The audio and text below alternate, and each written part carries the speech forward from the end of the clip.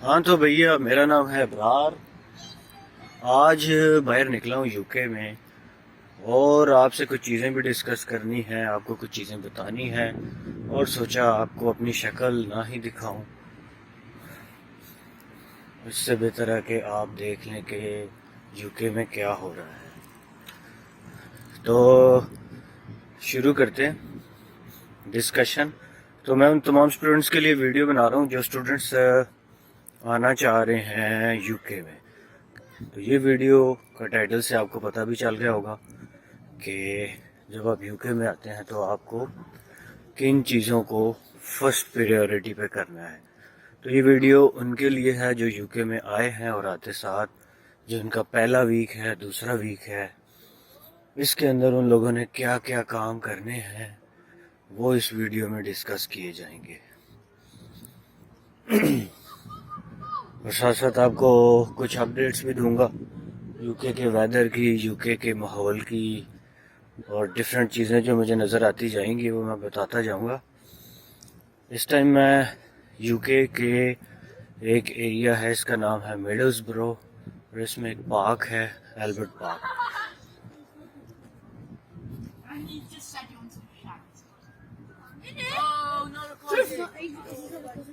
No cigarette. ये छोटे छोटे बच्चे हैं जी। नो, ये छोटे छोटे बच्चे हैं, ये गोरे नहीं हैं, ये किसी और कंट्री के थे। और ये लोग इलेक्ट्रॉनिक सिगरेट्स पी रहे थे। यहाँ पे सिगरेट्स जो है ना वो बहुत महंगे हैं, लेकिन फिर भी सारे पीते हैं, गोरे भी और गोरियाँ भी। तो जो सिगरेट्स हैं वो ज़्यादातर इलेक्ट्रॉनिक सिगरेट होता है। तो ये छोटे छोटे बच्चे थे, पी रहे थे। तो पहली बात, आप लोग पाकिस्तान, इंडिया, बांग्लादेश जहाँ से भी आ रहे हैं और आप सिगरेट पीते हैं तो अपने साथ मैक्सिमम सिगरेट्स लेकर आए वहाँ से, क्योंकि यहाँ सिगरेट्स काफ़ी महंगे हैं। अच्छा, तो शुरू करते हैं। जब आप यूके में आते हैं तो आपने कुछ चीज़ें जो सबसे पहले करनी है, उनमें से सबसे पहली जो चीज़ है वो अपना BRP कलेक्ट करना है आपने। BRP मतलब बायोमेट्रिक रेजिडेंस परमिट। तो जब आप बायोमेट्रिक रेजिडेंस परमिट कलेक्ट करेंगे तो उसके बाद आपकी सारी चीज़ें उसकी बेस पे होंगी। ये कहाँ से कलेक्ट करेंगे, इसके लिए आपको अपने करीबी पोस्ट ऑफिस में जाना होगा। आपको सर्च करना होगा कि आपके करीब कौन सा बड़ा पोस्ट ऑफिस है, वहाँ आपका BRP आ जाता है। BRP with in a week आ जाता है, समटाइम्स लेट भी हो जाता है, कुछ लोगों का 3 वीक्स के बाद भी आता है। लकी हो तो with in a first week भी आ जाता है। तो BRP कलेक्ट करने के बाद जो सेकंड प्रायोरिटी बेस्ड काम है वो आपने GP के पास खुद को रजिस्टर कराना है। अच्छा, एक और चीज़ बता दूं, ये जो किस पोस्ट ऑफिस, क्योंकि डिफरेंट पोस्ट ऑफिस हैं, तो किस पोस्ट ऑफिस पे आपका BRP मौजूद होगा वो कैसे पता चलेगा। तो आपको जो दिया गया होगा कार्ड, तो आपको जो फॉर्म मिलेगा, एक लेटर सा मिलेगा जब आपका वीज़ा लग के आएगा, उसके साथ पासपोर्ट के साथ एक लेटर भी होगा। तो उस लेटर पे लिखा होगा उस पोस्ट ऑफिस का एड्रेस, जिस पोस्ट ऑफिस से आप लोगों ने जाके BRP कलेक्ट करना है। सेकंड काम मैंने आपको बता दिया कि आपने GP से रजिस्टर कराना है खुद को। GP मतलब जर्नल फिजिक्स प्रैक्टिशनर या फिजिशियन बोल लें। डॉक्टर से खुद को रजिस्टर करवाना है आपने। डॉक्टर को रजिस्टर कराना बहुत ज़रूरी है। बेशक आप कहें मैं बीमार नहीं होता या मैं बीमार होऊंगा तो फिर कराऊंगा, आपको उसको पहले कराना है, क्योंकि उसके बगैर आपका बैंक अकाउंट नहीं खुलेगा। बहुत सारी जगहों पे आप जॉब्स के लिए अप्लाई करेंगे तो वो आपसे एड्रेस मांगेंगे, प्रूफ ऑफ एड्रेस मांगेंगे। तो यहाँ प्रूफ ऑफ एड्रेस का मतलब कुछ और ही होता है। इसका मतलब ये नहीं होता कि आप जहाँ रह रहे हैं, मतलब कोई गवर्नमेंट की बॉडी हो ऐसी जो आपको बता दे, जो गवर्नमेंट की तरफ से कोई ऐसा लेटर इशू हुआ हो जिसपे लिखा हो कि ये बंदा इस पते पे रहता है, इसे बोलते हैं प्रूफ ऑफ एड्रेस। तो जब जीपी के पास आप रजिस्टर कराने जाएंगे, आपने अपनी करीबी जीपी को देखना है जो आपके करीब हो। यहाँ पे डॉक्टर्स की अपॉइंटमेंट बहुत लेट मिलती है। थोड़ी सी आपने रिसर्च करनी है, आसपास के लोगों से पूछना है कि कौन सा जीपी अच्छा है। तो आप अपने जीपी, जो भी आपका अच्छा जीपी होगा, मतलब जिससे अपॉइंटमेंट्स जल्दी मिल जाए, जिसके पास रश कम हो, आपने वहाँ खुद को रजिस्टर करवाना है, ताकि इन केस अगर आप बीमार भी होते हैं तो आपको वहाँ अपॉइंटमेंट मिलने में आसानी हो। अच्छा, जीपी से रजिस्टर हो गए, जीपी से रजिस्टर कराएंगे तो वो आपको एक फॉर्म देंगे और फॉर्म घर ला के फिल करेंगे एंड ऑल दैट, वो आपको चीज़ें पता चल जाएंगी। अब नेक्स्ट स्टेप जो आपने करना है वो आपने यहाँ अपना बैंक अकाउंट ओपन करना है। कैश यहाँ पे लोग नहीं रखते पास, खैर रखते भी हैं, बट ज़्यादातर जो ट्रांजैक्शंस होती हैं वो कार्ड के थ्रू होती हैं। हर शॉप, हर छोटी से छोटी जनरल स्टोर है, कोई भी शॉप है, ज़्यादातर जो उनकी ट्रांजैक्शंस होती हैं वो थ्रू कार्ड होती हैं। अगर आप कैश में भी करना चाहते हैं तो वो भी हो जाती हैं, कैश से भी कोई आपको मना नहीं करेगा। लेकिन कैश से मसला ये होता है कि आपके पास कॉइन्स जमा होते रहते हैं बार बार बार बार बार बार। इधर चीज़ें इस तरह मिलती हैं 1.9, 2.5, 3.8, तो फिर मसला ये बन जाता है कि फिर कॉइन्स ही कॉइन्स जमा हो जाते हैं। तो खैर ये भी इतना कोई वो मसला नहीं है, वैसे तो आपके अपने ही हैं, आपके पास ही होंगे। तो बैंक अकाउंट कौन से बैंक का खुलवाना है, ये इम्पोर्टेंट क्वेश्चन है।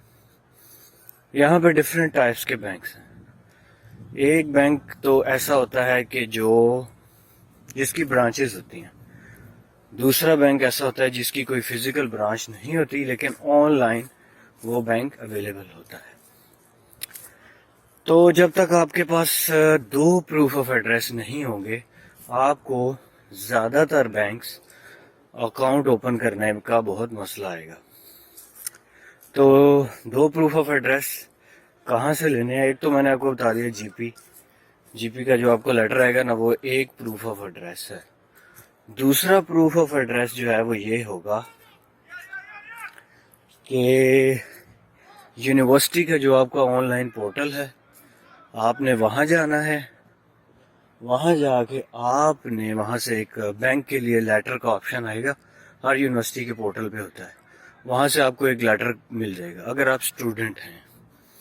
अगर आप स्टूडेंट नहीं हैं, डिपेंडेंट हैं, या कोई और मतलब आपका वीज़ा स्टेटस है और आप फिर भी बैंक अकाउंट ओपन करना चाहते हैं, तो एक तो आपको चाहिए होगा जीपी का एड्रेस, दो प्रूफ ऑफ एड्रेस, एक तो आपका बीआरपी चल जाता है, दूसरा आपका जीपी का लेटर चल जाता है। और जो स्टूडेंट्स हैं उनका भी बीआरपी चल सकता है, बीआरपी और जीपी का लेटर, या फिर तीसरा ऑप्शन भी मैंने आपको बता दिया।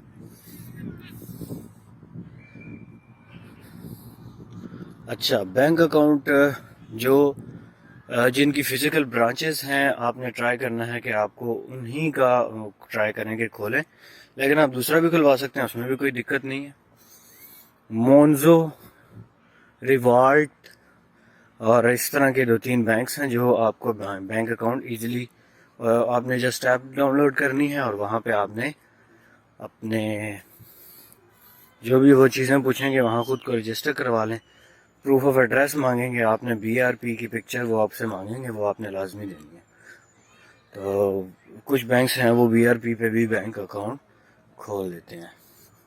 इस तरह एक बैंक अकाउंट है लॉयड्स के नाम से, ज़्यादातर लोग लॉयड्स का अकाउंट खुलवाते हैं।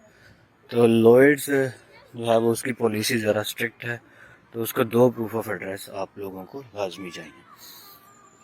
इसके बाद आपने क्या करना है, खुद को आपने नेशनल इंश्योरेंस यानी NI के लिए आपने रजिस्टर करवाना है। तो NI से रजिस्टर करवाने का भी तरीका यही है कि आपने उनकी वेबसाइट पे जाना है।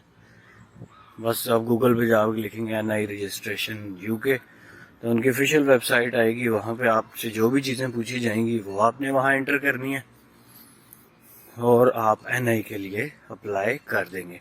फिर वहाँ से कोई फॉर्म जो आप फिल करते हैं वो डाउनलोड होता है, उसको प्रिंट करके तो आपने उसको उनके पते पे भेजना होता है। तो NI आते आते 4 महीने लग जाते हैं। यहाँ बड़ी इंपॉर्टेंट बात मैं आपको बताने लगा हूँ जो बहुत कम लोगों को पता है, कि लोग कहते हैं कि यार आपका तो NI नंबर ही नहीं है, आपको लीगल जॉब नहीं मिलती जब तक आपका NI नंबर नहीं होता। तो भैया अमेज़ॉन हो गया, दूसरे तीसरे स्टूडेंट जॉब्स करते हैं, तो वो उनके पास तो NI अगर नहीं है तो उनको जॉब नहीं देते। वो कहते हैं NI नंबर एंटर करें जब भी आप कहीं भी फॉर्म फिल कर रहे हैं जॉब के लिए। तो इम्पोर्टेंट बात बताने लगा हूँ, अगर आपके पास NI नंबर नहीं है और आपने अप्लाई किया हुआ है, तो आप किसी भी जगह जब आप पूछा जाएगा आपसे कि आपका NI नंबर क्या है ऑनलाइन फॉर्म फिल करते वक्त, तो आपने वहाँ अपना इंश्योरेंस नंबर कुछ इस तरह से लिखना है, TN कैपिटल 010101 3 दफ़ा।